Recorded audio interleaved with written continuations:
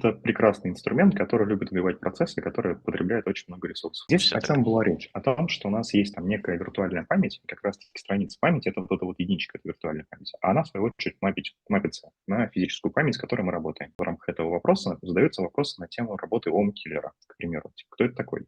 Вот. Помнишь, что такое OOM-киллер, или ты с ним еще не сталкивался? Нет, не сталкивался. Это прекрасный инструмент, который любит убивать процессы, которые потребляют очень много ресурсов. Вот, и, может быть, ты там обращал внимание, если там работал с кубернетсом, что там видишь, допустим, подик поднимается, потом какой-то метод отъедает очень много ресурсов, там есть статус, там типа home killed.